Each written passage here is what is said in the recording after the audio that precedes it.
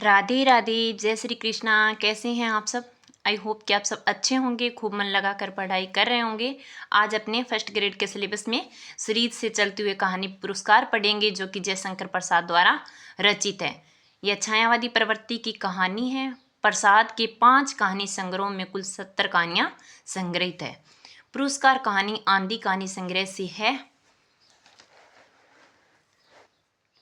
प्रसाद की प्रथम, ग्राम और अंतिम सालवंती कहानी है।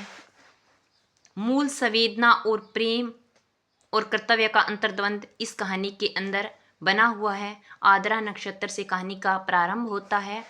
नायक अरुण और नायिका मधुलिका है। भावनात्मक और काल्पनिक धरातल पर बुनी हुई यह कहानी है।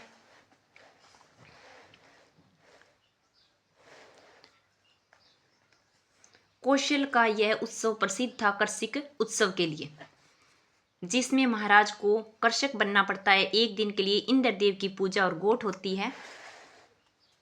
स्वर्ण रचित हल पकड़कर महाराजा जुते हुए सुंदर पुष्ट बेलों को चलने का संकेत देते हैं। खील और पुष्प वर्षा किशोर किशोरियों ने की। मधुलिका वाराणसी युद्ध के अन्यतम वीर सिंह मित्र की कन्या थी, जिसने मगध के सामने कौशल की लाज रख ली थी। इस बार कर्षिक महोत्सव मधुलिका के खेत का चयन हुआ। महाराज ने मधुलिका को खेत का पुरस्कार थाल में कुछ स्वर्ण मुद्रिकाएं भेंट की। कौशल के नियम अनुसार पुरस्कार भू संपत्ति का चौगुना मूल्य दिया जाता है। जिसने मग जय घोष के बाद खेत की सीमा में मधुलिका मलुक वृक्ष के नीचे छाया में बैठी थी। मधुलिका ने भूमि का चौगुना दाम जो मूल्य दिया जाता था उसे लेने से इनकार कर दिया था। कहा, देव यह मेरे पिता है, पितामहों की भूमि है, इसे बेचना अपराध है, मूल्य स्वीकार करना मेरी सामर्थ्य के बाहर है।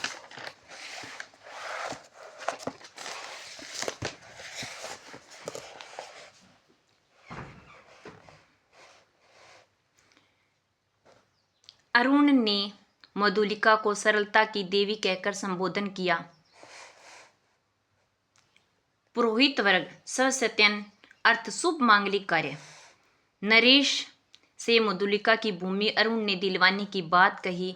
प्रति के रूप में अरुण कुटिया में आश्रय मांगा मधुलिका से। मधुलिका ने राजा से प्रतिदान अनुग्रह नहीं लिया, लेकिन अरुण ने कहा कि जो राजा ने आपसे भूमि छीनी है, मैं उसे अपने बाहुबल पर मुझे विश्वास है, मैं आपको दिलवा दूंगा, लेकिन आप उसके प्रतिफल में क्या लेंगे राजा से?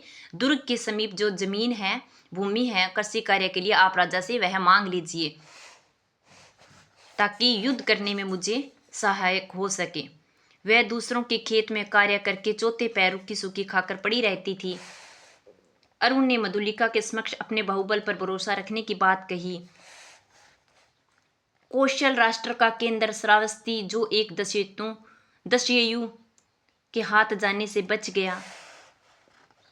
प्रतिहारी के संग मधुलिका राजा के पास जाकर दुर्ग के दक्षिण नाले के समीप जंगली भूमि मांगती है।